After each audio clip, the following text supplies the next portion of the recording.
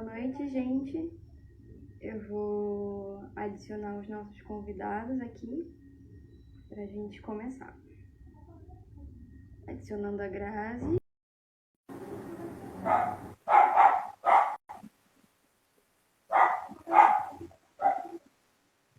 Em alguns minutinhos a gente começa. Oi, boa noite, Grazi.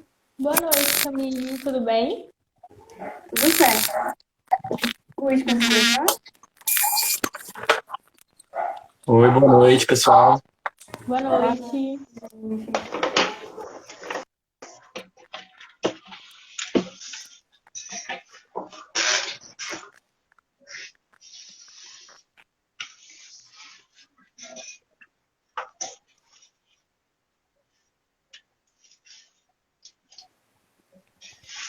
Oi, tive uma quedinha aqui, mas já voltei.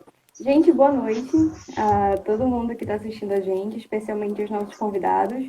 Muito obrigada a todos por terem aceitado participar desse evento com a gente. Essa é a nossa segunda palestra do nosso ciclo de lives, promovido pelo projeto de mentoria do NEA, e é um prazer ter vocês aqui com a gente. Os nossos convidados de hoje são a Graciela Guedes e o Gustavo Antonaccio. Os dois são competidores, já participaram da competição brasileira de arbitragem e outras competições nacionais, e também já foram mentores de equipes do Norte. Então, eles estão mais do que qualificados para participar com a gente e para falar um pouco sobre como é essa parte tão importante das competições, que é o desenvolvimento de teses. É uma etapa tão crucial que ela é essencial tanto para a fase escrita, para a fase de memoriais, e se estende até a fase final das rodadas orais. Então, Grazi e Gus, muito obrigada por terem participado, terem aceitado esse convite. É um prazer conversar com vocês. Então, começando pelo começo, eu queria que vocês falassem um pouco para a gente, na medida do que for possível, o que vocês fazem assim quando vocês pegam o caso. Assim que sai o caso da Camab, vocês pegam como essa leitura inicial? Como funciona essa primeira análise de vocês?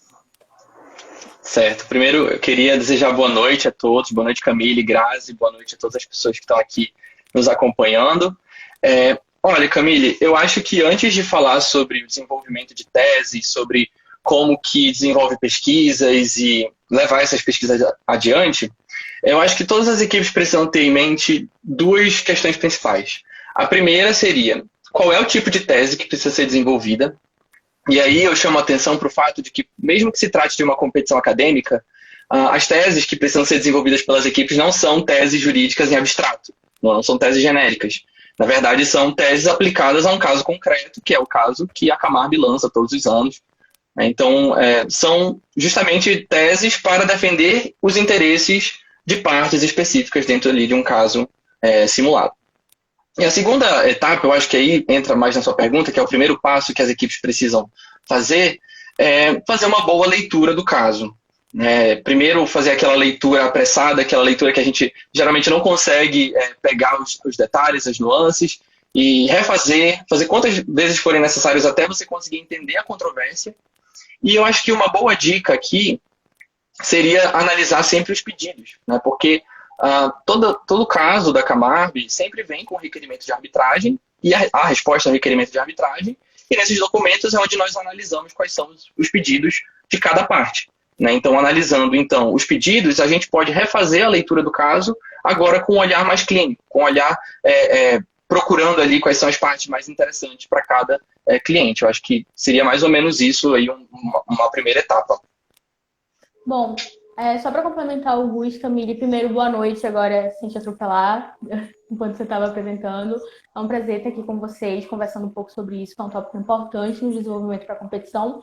Mas voltando a essa tua pergunta do que fazer essa pré-análise do caso, pode ser interessante também, uma sugestão, é que as equipes dividam, tenham uma divisão interna para já direcionar uma parte da equipe para se preocupar com o polo requerente, outra parte da equipe para se preocupar com o polo requerida, e até se tiver possibilidade da equipe dividir entre o procedimento e mérito e os pontos, também é um ponto interessante, porque assim a equipe pode se concentrar, se fragmentar e se concentrar em diversas discussões e assim já identificando desde logo do comecinho, das primeiras análises do caso, qual é o ponto controvertido, o que é mais forte para uma parte, o que é mais fraco, talvez, e também, principalmente, saber interpretar muito bem os fatos do caso, o caso como um todo, e a documentação que acompanha.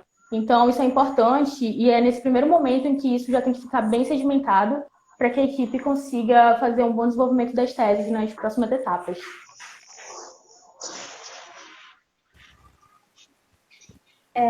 Então, gente, e a parte, eu acredito que seja o ponto mais importante, né, para mim também, que já participei na pesquisa de memoriais, escrita de memoriais, eu acredito que para a gente conseguir se organizar, primeiro a gente tem que saber para onde está indo. Por isso é tão importante ter primeiro essa análise do caso e essa divisão. Depois que vocês saem dessa primeira fase assim de análise, descobrir o que as partes querem, o que de fato vocês vão defender.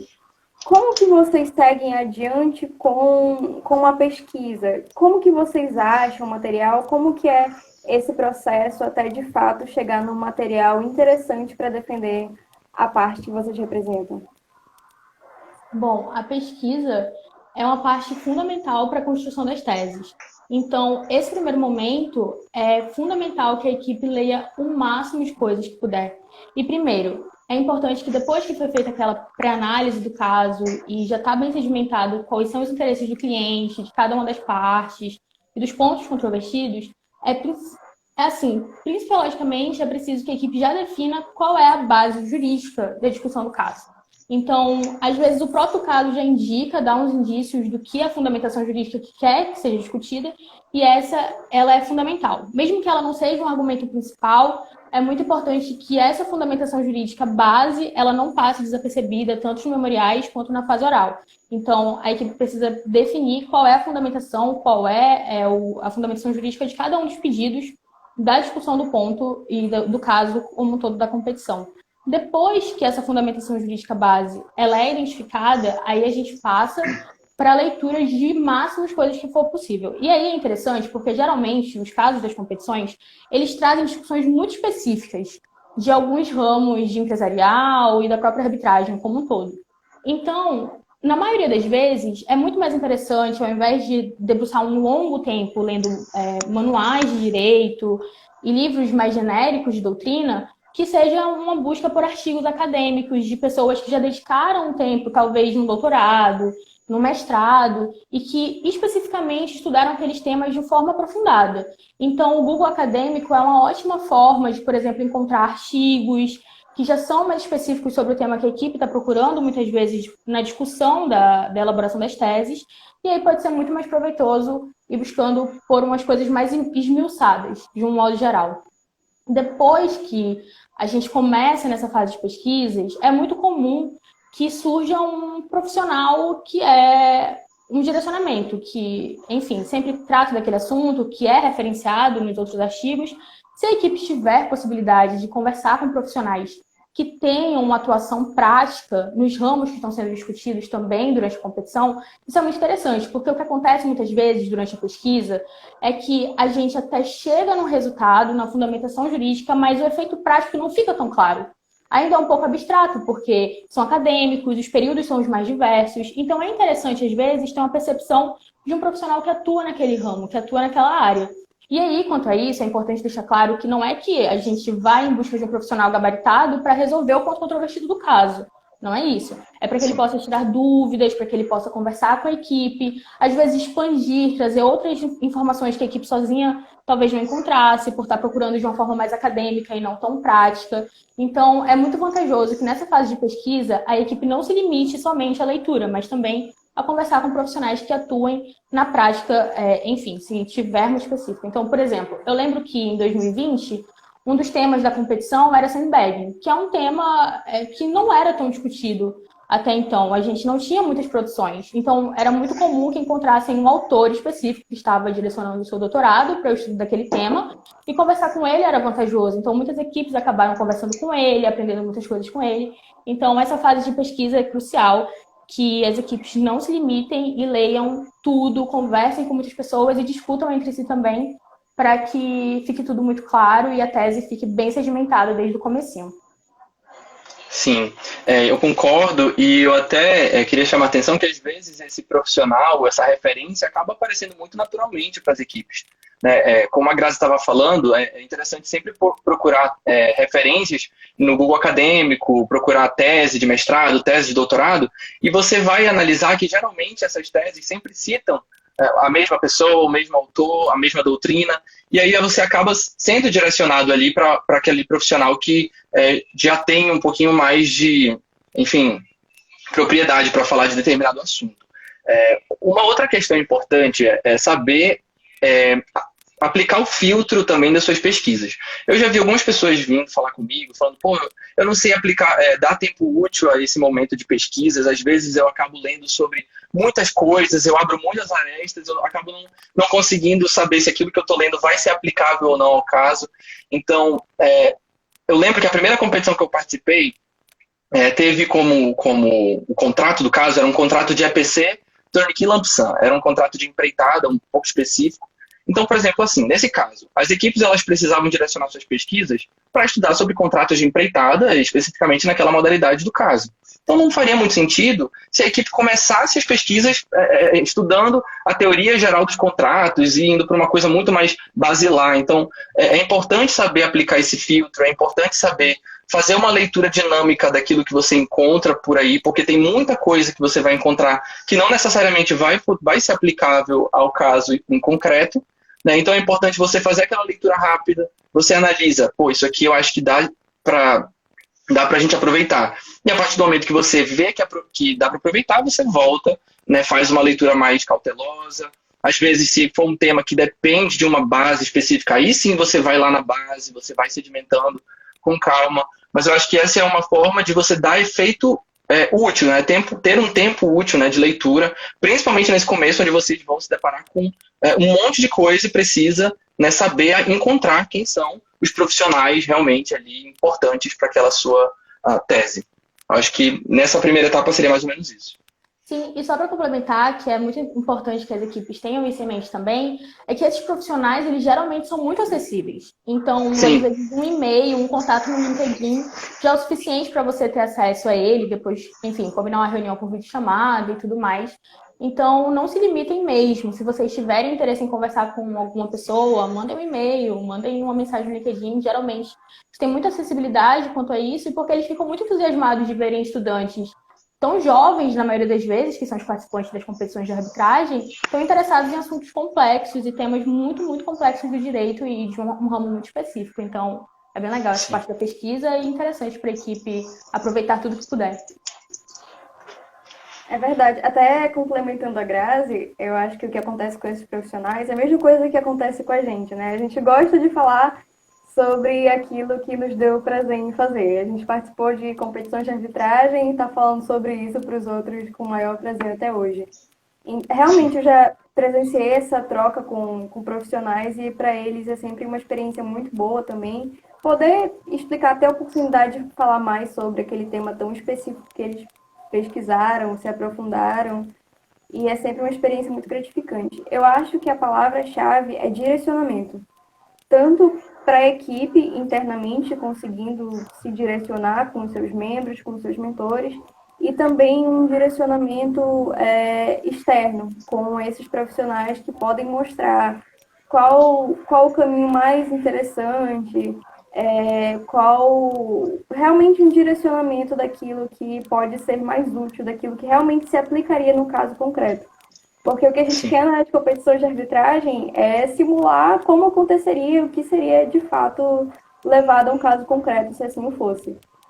Bem, depois de toda essa pesquisa, reuniu com um palestrante, reuniu com o professor, pesquisaram em todas as primeiras 20 páginas do Google, é muito material.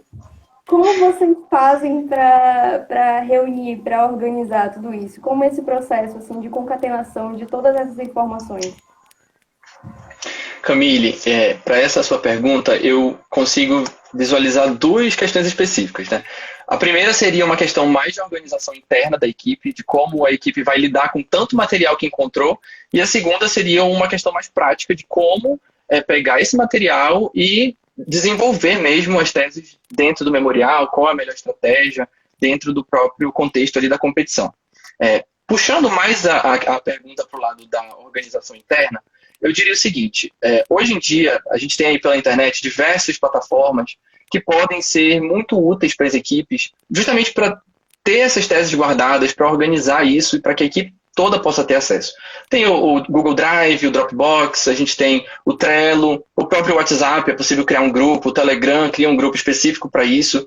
O importante é que as equipes tenham essas teses guardadas, até porque o efeito, né, a finalidade delas não é apenas para o memorial, não termina ali na etapa do memorial, mas é algo que vai ser necessário durante toda a competição, inclusive na fase oral. Então é muito comum que a gente passe da fase de memoriais para a fase oral, e aí a gente já tem ali aquela tese um pouco mais fresca na nossa mente, a gente já sabe mais ou menos para onde ela vai, mas lá na frente, na fase oral, a gente precisa, às vezes, voltar lá na fonte. Então, é muito importante que a gente tenha esses documentos sempre de fácil acesso para toda a equipe, para que todo mundo possa, enfim, ter aquilo ali em mãos quando necessário. E Camille, assim, falando já do ponto de como organizar isso no memorial, eu acho que essa é a parte mais complexa, digamos assim, da fase escrita. Porque é o momento em que a equipe vai sentar, vai juntar tudo que ela conseguiu ali de pesquisa e de tópicos possíveis de discussão e vai definir o que entra e a forma como isso entra no memorial também, que isso é importante. Então, assim, passando de uma premissa bem geral, é importante que a equipe apresente no memorial a fundamentação base, que é a que não pode deixar de ter, porque é importante lembrar, o memorial ele pontua também essas minúcias, né? Fundamentação jurídica, português, etc e tal, além da persuasão e tudo mais. Mas a fundamentação é um ponto importante. Então, é interessante, até para acalmar o avaliador que vai pegar aquele memorial para ler depois, que a fundamentação jurídica fique clara, para que ele leia e pense, bom, essa equipe sabe onde ela quer chegar, então eu vou acompanhá-la, porque eu entendo que ela entendeu realmente o ponto controvertido e a fundamentação jurídica está correta. Então, primeiro é demonstrar que a discussão está clara, fazer uma contextualização também do ponto controvertido, porque, lembrando, não é uma discussão apenas de uma tese, é um ponto controvertido, tem os fatos, tem os documentos, então é importante contextualizar, fundamentar. Depois disso, aí vem aquele argumento forte, que é o argumento do cliente, que é o argumento que você tem que passar para o avaliador para convencê-lo realmente de que a razão, enfim, é do cliente que você está representando. E depois desse argumento mais forte, é importante que a equipe, talvez, se ela conseguir encontrar um argumento que está um pouco mais fora da caixa, que é um argumento que divide opiniões, mas que é um argumento forte no ponto controvertido, lembrando que o Gus mencionou mais cedo, de fazer um filtro para também não fugir daquilo que é a discussão do caso. Mas, geralmente, pode ser que surja uma coisa que não seja tão comum naquela argumentação, mas que seja interessante trazer. Mas lembrando, um risco que a equipe escolhe junto a correr. Pode ser que funcione muito bem e que o avaliador pense, nossa, incrível esse argumento, eles foram longe realmente na pesquisa. E pode ser também que o avaliador pense, ai, não gostei, acho que fugiu um pouco da discussão do caso, não é isso que o caso quer. Por isso que a minha sugestão é que esse argumento fique por último. Porque você já vai ter convencido ele lá em cima de que a fundamentação jurídica está ok, o argumento forte está ok. Se você quiser, esse aqui também tem um argumento, que é o argumento fora da caixa. Mas pode ser que dê certo, pode ser que não. Então, esse momento, a equipe junta escolhe correr um risco. Então, essa situação realmente fica fora do controle da equipe, mas é uma confiança. Então, por exemplo, eu lembro que na competição de 2019, que tratava de questão de CVM e que tinha de responsabilidade do administrador e tudo mais, a gente acabava sempre parando na doutrina que mencionava alguma coisa de insider trading ali, mas era uma argumentação difícil de colocar no memorial. Era muito difícil. Então, algumas equipes optaram por soltar ali no memorial, deixar de leve, mas não aprofundar como se fosse um argumento principal. Então, a minha sugestão é que seja nessa ordem, assim, tentando, não que seja uma regra, mas que geralmente pode funcionar, deixar a fundamentação jurídica clara, depois o argumento muito forte, que é o argumento do cliente, e por fim, um argumento fora da caixa, que pode existir, pode também não existir, não é obrigatório, às vezes a competição não quer uma discussão tão longa, tão distante, então isso pode acontecer. Depois que isso tudo fica muito claro, a gente acaba a redação do memorial e a gente entra na fase oral, que é uma parte em que a tese ela continua com a gente. Então, nem sempre o que funciona no memorial funciona na fase oral e vice-versa. Então, por exemplo, um insider trading era muito difícil explicar no memorial. Você tinha que construir uma argumentação muito longa para fazer aquilo. Mas na fase oral, como é mais dinâmica, ele pode vir de uma forma mais impressionante para um árbitro, por exemplo, durante um painel. Então, essa flexibilidade que a tese acaba ganhando durante a fase oral, ela também é uma questão que acaba sendo discutida com a própria equipe. Então, a questão aí, depois que a gente organiza o memorial, que a tese está definida, é que a gente começa a preparação para a fase oral. E aí a tese começa a mudar um pouco.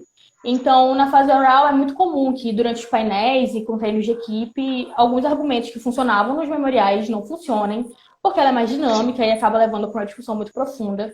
E, enfim, acaba trazendo um painel um pouco caótico, às vezes até para o orador, ter que argumentar tudo aquilo.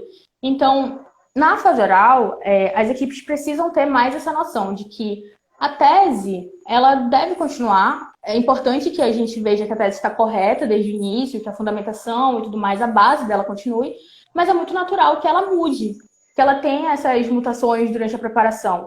E a equipe não precisa ficar desesperada de pensar, nossa, mas está completamente diferente do que eu argumentei no memorial. Dificilmente fica muito diferente, mas às vezes o delivery de um argumento acaba mudando, a forma como ele é apresentado acaba mudando. Então é comum que a tese acabe sofrendo essas diferenças. Mas, além disso, eu acho que nessa fase é o momento que as teses ficam mais claras e que as equipes têm mais oportunidade de discutir ainda sobre os pontos que estão sendo abordados no caso. Então, eu lembro muito dessa do Insider Trading porque foi o ano que eu fui oradora e eu, particularmente, tinha uma questão com esse tema especificamente. Eu sempre ficava muito na dúvida se as equipes trariam ou não. Em alguns painéis ele surgia, em outros painéis não, mas geralmente sempre tem aquele argumento que surge em todos os painéis. E esse é o argumento que a equipe tem que ter muita consciência de que ele precisa estar na tese, tanto na fase oral quanto na fase escrita, para que a equipe esteja ali entre as outras equipes que estão tentando ganhar a competição de um modo geral. Sim, eu concordo muito com tudo que a Graça falou e eu acho que quando a gente fala do desenvolvimento da tese, eu acho que é principalmente na fase oral que ela vai acontecer. É claro que na fase de memoriais isso também precisa ser feito porque o memorial, enfim, vai ser avaliado também e a equipe precisa concatenar uma ideia para chegar ali a um resultado. Mas o memorial acaba sendo mais estático mesmo. Então, o avaliador ele vai ler aquilo, vai conseguir entender o que a equipe quis dizer e pronto. No painel não é bem assim. Né? O painel, ele realmente, como a Graça falou, ele é mais dinâmico. Né? Não vão ter painéis iguais, mesmo que se tratem do mesmo caso. Várias vezes as pessoas que não têm muito conhecimento de como funciona a competição de arbitragem pensam, pô, mas como assim vocês estão há tantos meses assim trabalhando com o mesmo caso, é o mesmo painel toda vez e tipo, como é que pode, né? Tipo, não enjoa não, e não enjoa justamente por isso, porque cada painel é único, cada painel é avaliado por pessoas diferentes, né? As teses que são levadas para esse painel também são diferentes, então os árbitros eles acabam às vezes tendo um olhar diferenciado para aquela controvérsia, para aquela determinada tese, fazendo perguntas mais direcionadas para um ponto específico. Uma coisa que eu sempre comentava quando eu estava à frente, eu e a Graça estávamos à frente da equipe, é que quando a gente treinava no dia a dia, né, com o pessoal, as nossas perguntas chegam um tempo que elas já ficam viciadas, elas já ficam mais direcionadas ali para algum fato específico do caso que é controvertido, que não é tão bom para determinado cliente. Então, é sempre bom, e aí eu trago algumas dicas para que as equipes possam, né, desenvolver cada vez mais as suas teses, chamar novos profissionais para arbitrarem os treinos, né, convidem outras pessoas, convidem pessoas que tenham algum tipo de relação com os pontos controvertidos do caso, treinem com outras equipes, isso é muito legal, as equipes estão sempre dispostas aí para marcar um treino, enfim, é só procurar no Instagram, você vai encontrar diversas equipes que participam das competições, então dá para marcar treinos com elas, participar dos pré-multis é muito importante, né? É muito comum que as equipes tenham medo, né, de participar dos pré-multis, porque eles geralmente acontecem no momento em que as teses ainda não estão totalmente fechadas, a equipe ainda não está se sentindo totalmente pronta, então às vezes realmente vem aquele receio de participar do pré-multi, mas é muito importante que participem, porque é lá que as teses vão poder ser testadas pela primeira vez, as equipes vão poder ver o que funciona, o que não funciona,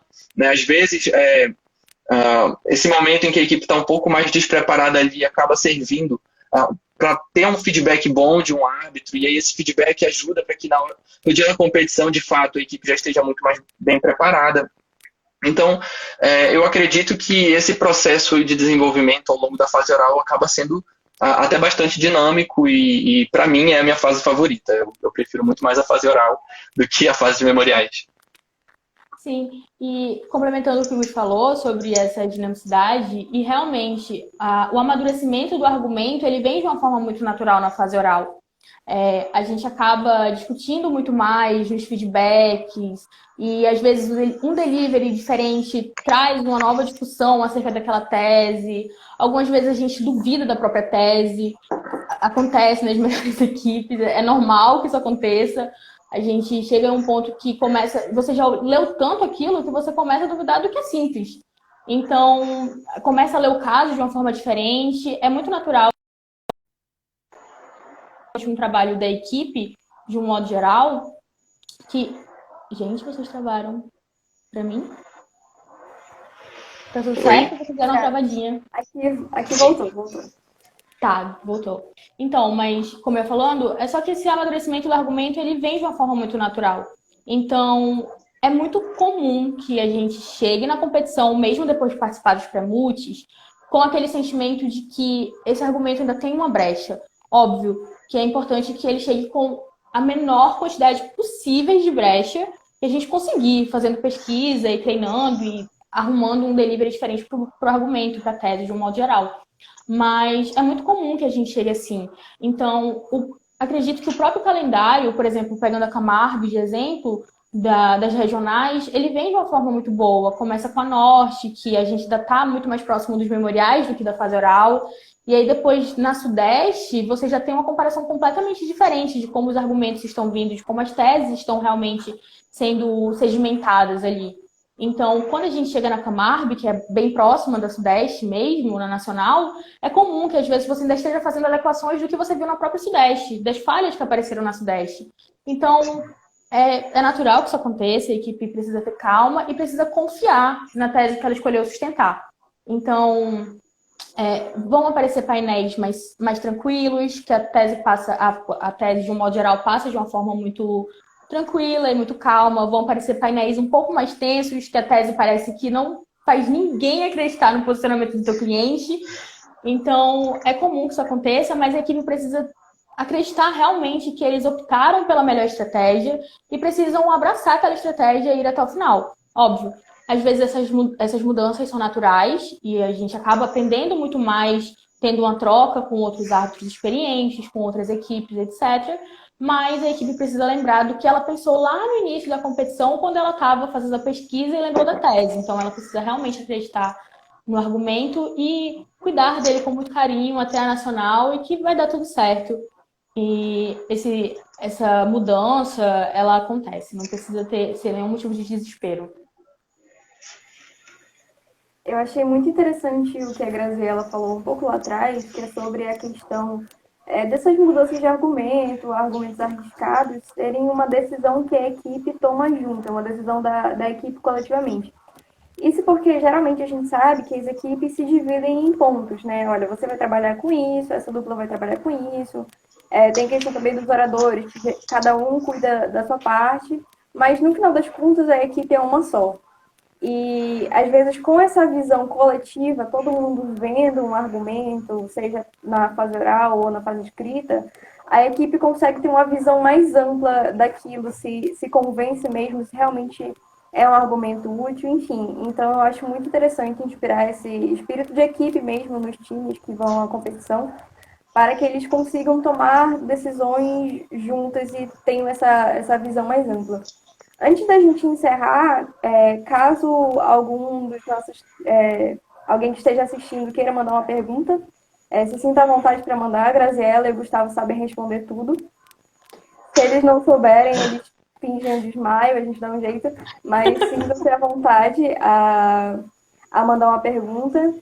E eu queria pedir também para a Grazi e para o Gui, se eles puderem, dar um conselho final para quem está começando agora, para quem nunca desenvolveu uma tese, porque a gente já sabe que a cada ano, ainda bem, né, novas equipes aparecem, alunos, estagiários que nunca se aventuraram em equipe nenhuma, ou então participaram de outras equipes que não têm esse trabalho de uma fase escrita, de desenvolvimento de teses, então vão pegar isso pela primeira vez. Se vocês puderem deixar alguma observação nesse sentido, acho que seria muito legal. Grazi, quer começar? Posso começar, sem problemas. Então, eu acredito que quem está começando precisa ter sempre em mente que a competição, ela funciona como uma forma de aprendizado. Óbvio, todo mundo que participa quer ganhar, quer ter um bom resultado, quer ganhar algum prêmio, ser reconhecido, porque é muito trabalho. Então, é um reconhecimento de uma jornada muito árdua de trabalho. Mas é importante que eles tenham em mente que o conhecimento que eles vão obter numa dessas competições, eles vão ficar para sempre. E eles abrem muitas portas. Então, essa fase de desenvolvimento de teses é muito importante. Porque eu, por exemplo, dando assim, depoimento particular, eu nunca consegui esquecer os tópicos específicos que eram da minha responsabilidade de pesquisa e de redação de memoriais e do que eu fui oradora depois.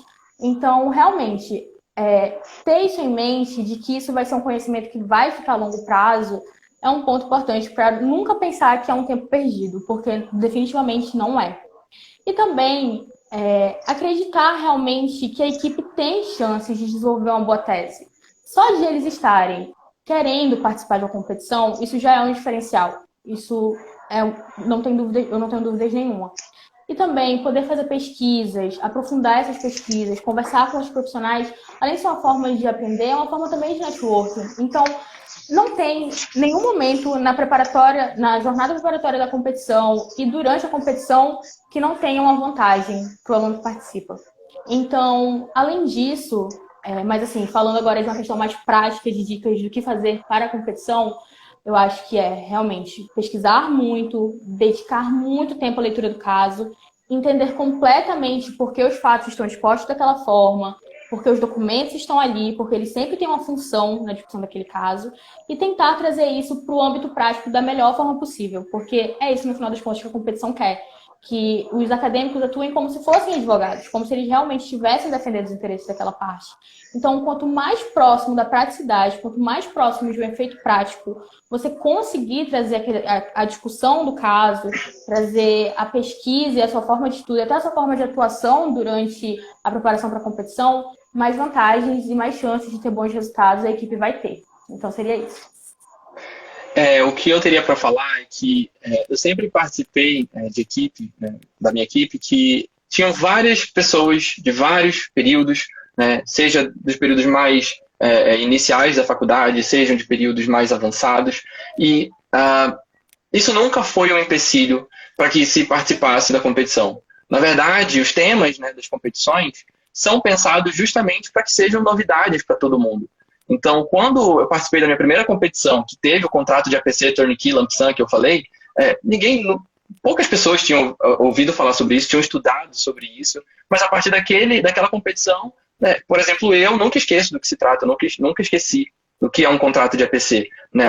Na outra competição que a gente estudou sobre earnout, a gente teve outra competição que a gente tratou sobre Chinese Wall, né, insider trading, então, vários temas que vão surgindo, que não necessariamente as pessoas sabem, né? E aí, a partir do momento que a equipe se junta para estudar aquilo e passa por uma etapa ali de caminhada junto, a equipe acaba desenvolvendo, enfim, conhecimentos que vão ser agregados aí para a sua vida profissional, acadêmica como um todo, por um tempo bastante expressivo.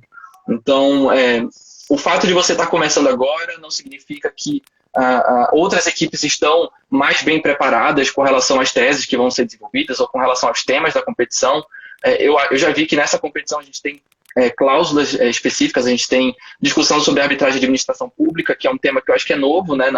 A Camargo ainda não tinha tratado sobre isso, se não me engano. Agora a gente tem também cláusula de take or pay, é um outro tipo de cláusula que eu, por exemplo, nunca tinha estudado sobre isso antes, então vai ser um tema aí que as equipes vão ter que se debruçar, né? Agora vai ter que ter um processo aí de entender isso e todo mundo está no mesmo barco para entender esses novos temas, para entender essas novas controvérsias juntos. Então eu acho que é isso, não tem que ter medo, é só meter a cara e com certeza vai dar tudo certo.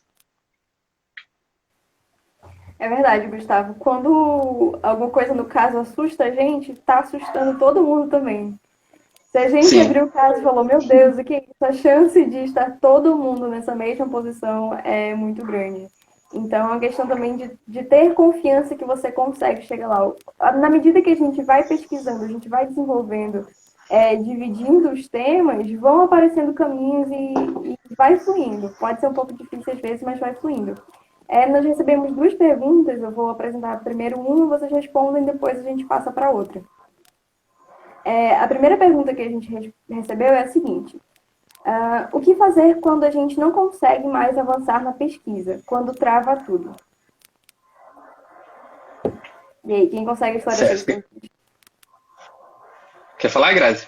Bom, eu posso começar falando e você me complementa, Luiz. Realmente, chega um momento em que parece que nós já lemos tudo, mas nem sempre isso é verdade. Sempre vai ter mais alguma coisa, sempre vai ter alguma minuciazinha para você procurar, etc. O que eu sugiro é que, voltando para aquela questão de sempre buscar o efeito prático, é de que a equipe, quando sentir que travou na pesquisa, que ela comece a ler precedentes. Porque, geralmente, nos precedentes, mesmo que ele não trate especificamente sobre aquele caso, igual o caso do ponto controvertido, que dificilmente vai ter, mas ele vai dar algum comentário, ele vai trazer algum posicionamento diferente, ele vai trazer uma perspectiva diferente sobre aquele tema, porque, de novo, são teses que, apesar de serem teses jurídicas, de acordo com o caso concreto, a aplicação delas, elas podem mudar. Então, eu acredito que quando a equipe sente que realmente não está indo mais para nenhum canto, depois de ler o que apareceu no acadêmico, artigos acadêmicos, teses de doutorado, etc., é interessante começar a buscar nos precedentes posicionamentos diferentes, um julgado, talvez, que trate sobre aquele tema. Isso pode acabar expandindo um pouco mais o horizonte da equipe para ela continuar desenvolvendo a tese. E também, voltando para a questão do profissional, eu acho que ali é um bom momento, porque geralmente você pode acreditar que já tem tudo sobre um tema. E aí você conversa com um profissional que atua com aquilo na prática e ele vai te trazer situações de casos concretos que você nunca ia imaginar lendo um artigo acadêmico. Então, esse é o ponto interessante de reunir com pessoas que atuam na prática com essas situações. Porque eles vão trazer de uma forma muito natural, porque eles veem aquilo no dia a dia, uma situação que estava muito distante para a equipe que estava pesquisando algumas vezes. Então, isso costuma ajudar um pouco o precedente e reunir com profissionais que atuam na prática. Quando a gente travou ali na pesquisa, isso pode ser um pontapé de novo para as teses. Sim. É interessante isso que a Graça falou sobre os precedentes. Pelo menos em todas as competições, né, que eu participei, sempre tinha aquele precedente que era muito, muito, muito parecido com o caso, né? Assim, não sei se é uma coincidência ou não, mas sempre tinha um precedente muito parecido e às vezes o trabalho da equipe é tentar encontrar esse precedente. Que com certeza vai abrir portas, vai abrir caminhos aí para as teses da equipe. E eu acho que quando você sente que não está conseguindo avançar, talvez seja interessante voltar algumas etapas, voltar alguns passos para trás, lembrar da primeira dica que a gente deu, que é justamente focar no interesse das partes, né? Volta lá para os pedidos do requerente, volta para os pedidos da requerida, tenta ver qual é o efeito prático que aquela discussão precisa ter, né? E pensar em que desdobramentos talvez aquelas teses precisam ter. Então eu acho que talvez seria realmente por aí.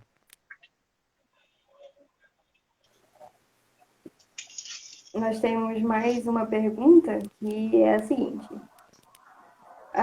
como defender uma tese que até a doutrina não acata, mesmo quando o caso pede que seja abordado? Seria válido buscar precedentes internacionais? O que vocês acham sobre isso? Olha, eu acho muito válido quando as doutrinas são contra alguma tese.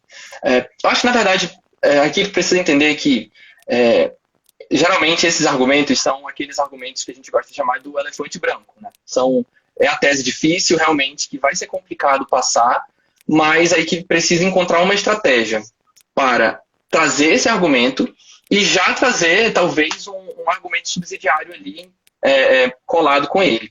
Né? Então, se de fato a doutrina nacional está meio contra, você não está conseguindo encontrar algo que te ajude ali, é realmente bastante interessante ir até os precedentes internacionais, até porque, assim, por mais que não sejam exatamente aplicáveis, né, nas arbitragens aqui, eles são parâmetros, né, de interpretação para os árbitros e podem sim ajudar a construir uma tese minimamente ali viável, e aí a equipe também tem ali a opção de trazer um argumento subsidiário que enfim, fortaleça a tese final do cliente. Né? Que, enfim, a tese final não é defender aquele ponto jurídico específico, é dar o efeito prático para o cliente, que vai ser mais favorável para o cliente. Então, mesmo que por aquele caminho, que abre tantas lacunas, aquilo não seja tão interessante, talvez você possa trazer aquilo. Se você vê que realmente não vai dar certo, você tem o caminho subsidiário ali, que abre talvez um pouco menos de lacunas e que pode ajudar o seu cliente. Acho que seria mais ou menos por aí. Sim, eu concordo com o Luiz de que é muito importante que seja um parâmetro, porque na maioria das vezes, voltando para aquela questão que a gente comentou mais cedo, não tem como defender apenas uma tese jurídica, não é como se estivesse escrevendo um artigo científico. Então, realmente, o efeito prático é o mais importante. Então, trazer um precedente internacional para mostrar um efeito prático que é similar ou até mesmo igual ao efeito prático que é o que a gente quer, no caso, para o cliente, é importante e isso pode ajudar, sim, a equipe a sair dessa situação um pouco mais delicada que, vez ou outra, o caso acaba colocando a gente. E só acrescentando, eu acredito que esses pontos controversos, polêmicos, contraditórios, são justamente uma oportunidade que o caso deixa para a gente de demonstrar criatividade, porque, voltando àquele comentário anterior, tá difícil para a gente, tá difícil para todo mundo. Então, a intenção é justamente que todo mundo consiga se desenvolver a partir dali, ver o que cada equipe consegue trazer, consegue buscar, seja precedente internacional e coisas diferentes, enfim, o que as equipes conseguem fazer com aquele nó que está ali no caso propositalmente. Eu vou ler agora as nossas últimas perguntas e aí a gente fecha a nossa caixinha. Como lidar com o sigilo das sentenças arbitrais? A saída é correr somente para os precedentes do Poder Judiciário? O que vocês acham sobre isso? Bom, geralmente, realmente, isso acaba sendo impossível. Às vezes a gente consegue até, por exemplo, no Arbitrégia, ver ali uma ementa que pode ser muito interessante para um caso, mas às vezes vem o sigilo. Os precedentes dos tribunais, eles funcionam. Porque o que acontece? Você não quer que... E dificilmente vai haver um precedente, vai existir um precedente igual ao que seria o aplicável no caso, no ponto controvertido da discussão do caso da competição. Então, o precedente ele vai servir para você fundamentar trechos do seu argumento principal. Então, não é... Às vezes, a gente pode encontrar um precedente que fundamente toda a base do ponto controvertido, de que está sendo discutido no caso, mas pode ser que você encontre bons precedentes de temas que são muito discutidos. Então, por exemplo, uma situação que trate especificamente de sandbagging, é muito difícil ter um precedente no tribunal que trate especificamente de sandbagging, mas você pode ter os precedentes que tratam de boa-fé objetiva, de vontade das partes, e aí você utiliza esses precedentes para fundamentar o seu argumento. Porque, de novo, voltando para o que o Luiz mencionou mais cedo, ele vai servir como um parâmetro para o tribunal, para que ele possa proferir uma decisão adequada para o caso concreto que vai estar sendo discutido na competição. Então, acredito que sim. E para complementar, eu acho que os precedentes envolvendo a arbitragem, que, enfim, são de fato sigilosos, eles poderiam até ser um pouco mais assim, relevantes para as questões de procedimento, né? Quando a gente discute mais questões relacionadas à arbitragem em si. A questão do direito material, tanto faz se ela vai ser discutida na arbitragem, se ela vai ser discutida no judiciário, a questão do direito material é uma só e ela pode ser aproveitada. Então, mesmo que você não encontre precedentes específicos de arbitragem, você tem como recorrer às decisões dos tribunais nacionais, não tem nenhum problema com relação a isso. Na verdade, isso nunca foi um empecilho para que as equipes desenvolvessem boas teses com bons precedentes. Até porque esses precedentes também impressionam, né? Às vezes é importante só fazer aquele comentáriozinho, porque de vez em quando aparece um árbitro que quer insistir e perguntar: mas eu estou vinculada a esse precedente, eu estou vinculada a esse tribunal? Mas isso as equipes normalmente conseguem sair tranquilamente, apenas fazendo uma explicaçãozinha nesse sentido. E eu vou partir para a nossa última pergunta, que é muito interessante, e aí a gente encerra. E queria agradecer também a quem está mandando perguntas, são perguntas muito pertinentes, é muito bom ter a participação de vocês. Como se blindar de contradições entre os pontos? Nossa, Pergunta um pouco complicada, é um desafio. sim, é realmente um desafio, porque a Camille pode até falar disso um pouco melhor, porque nós caímos nessa contradição uma vez, quando éramos dupla, e é muito difícil, mas eu acredito que a discussão da equipe como um todo, enquanto a gente começa a desenvolver uma tese, por isso que é tão importante que a equipe inteira participe do desenvolvimento dessa tese, porque, óbvio, a visão de cada uma das pessoas vai ser diferente sobre aquilo. Então, é muito mais fácil que a gente já veja o que pode ser uma contradição durante o desenvolvimento das próprias teses. Mas, na fase oral, isso fica um pouco mais delicado, porque algumas vezes o painel vai levando a gente para um rumo que é um pouco delicado entre procedimento e mérito. E aí é importante deixar claro para o tribunal, porque quando a gente está construindo essa tese, dificilmente elas vão ser teses contraditórias entre si. A equipe já vai ter pensado nisso. Então, às vezes, é uma palavrinha, um posicionamentozinho errado que faz parecer que elas são contraditórias entre si. Mas se a equipe tiver muito claro qual é a lógica geral da argumentação do ponto, qual é a lógica geral da argumentação do cliente, é mais tranquilo de dizer para o árbitro: calma, não estamos nos contradizendo. É importante deixar claro que no procedimento isso estava sendo discutido por essas razões e no mérito isso está sendo discutido por essas razões. Então, não é porque o posicionamento do cliente no procedimento é um pouco mais, digamos, drástico, que no mérito um posicionamento tão drástico quanto precisa ser aplicado.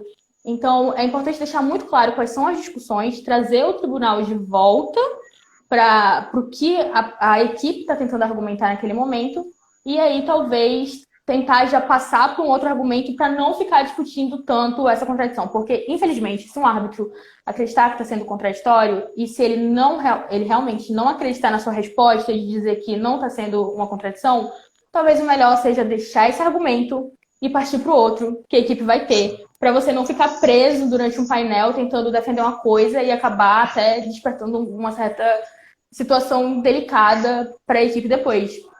Então, é importante que as equipes saibam lidar com isso. E no memorial, dificilmente essa contradição acaba aparecendo, porque tem mais chance de revisar e de conversar. Então, eu acho que isso seria mais na fase oral mesmo. Mas tem saída. Só que tem que ter um pouco de... Tem que ter uma malemolência, talvez. Eu concordo com a Grazi e, de fato, se a tese já vem contraditória, aí é um problema que vem desde as discussões da própria equipe, discussões internas. Então, isso precisa ser algo que, desde muito cedo, precisa ser trabalhado na equipe para que as teses não sejam contraditórias. Então, o momento em que vai aparecer a contradição vai ser exatamente quando como a Grazi falou, quando os árbitros questionarem e levarem, né, a equipe para aquela ideia de contradição. Então, o que as equipes podem fazer, talvez, é saber quais são exatamente as perguntas que levam para essa contradição. Então, isso só vai poder ser feito se, de fato, houver muito treino, se com bastante prática, que as equipes vão ver, essas são as fraquezas desse argumento. Então, ela vai saber preencher ali todas as lacunas para que essa ideia de contradição não apareça. Então, vai ser muito mais fácil para que eles evitem ali aquela eventual falha no discurso e consiga, enfim, fazer um bom painel. Gente, se eu pudesse, eu passaria a noite toda, o dia todo, conversando sobre arbitragem com vocês sabem. Mas está dando nosso horário, então eu já começo a agradecer a todo mundo que assistiu aqui a gente. A audiência praticamente não variou em alguns números desde que a gente começou, ou seja, muita gente ficou aqui assistindo desde o Boa Noite até agora, então muito obrigada. Agradeço os comentários carinhosos que foram feitos sobre os nossos palestrantes, agradeço pelas perguntas, é muito importante ter essa participação de vocês. E agradeço especialmente os dois palestrantes, a Graziela e o Gustavo, que aceitaram compartilhar esse conhecimento que eles acumularam em bote aí 4, 3 anos, acho que o Gustavo até mais, de competição de arbitragem, e puderam compartilhar isso com a gente. Então, realmente, o NEA só pode agradecer. O NEA tem outros eventos para esse mês de junho, e eu já aproveito para vender o nosso peixe. se vocês puderem dar uma olhadinha no feed aqui do Instagram do NEA Arbitragem, nós vamos ter mais um simpósio norte de arbitragem, que é um evento que já entrou para o calendário do cenário de arbitragem no norte mesmo. Tem praticamente todos os anos e esse ano, mais uma vez, vai ser muito interessante. Então, estão todos mais do que convidados. E ainda vamos ter mais uma palestra desse ciclo de lives.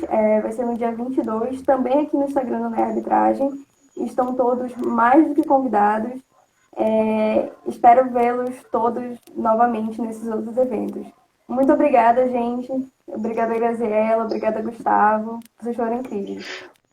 Obrigado, Camille. Eu queria agradecer. Foi um prazer conversar aqui com vocês. Na verdade, foi um desafio esse tema, quando você conversou com a gente para falar sobre desenvolvimento de teses. Eu até conversei com a Graça, nossa, mas a gente sabe fazer isso sentando na prática, fazendo. Como será que a gente pode dar dica, né? Dicas para as pessoas sobre isso? Mas foi um prazer, eu espero que a gente tenha conseguido passar aí um pouquinho, né, da nossa experiência nessa conversa breve. E é isso, foi um prazer. Obrigada, Camille, pelo convite. Obrigada, Onéia, pelo convite também. E Gus, pela companhia. E você também, Mili. Foi ótimo. Adorei conversar um pouco com vocês. Espero ter contribuído um pouquinho junto com os apontamentos que vocês fizeram para que as equipes tenham um bom desempenho durante a competição. E desejo sucesso a todos que vão participar também da Camargo agora, que é a mais próxima. Boa noite a todos, gente. E até uma próxima. Muito obrigada pela audiência. Tchau, tchau.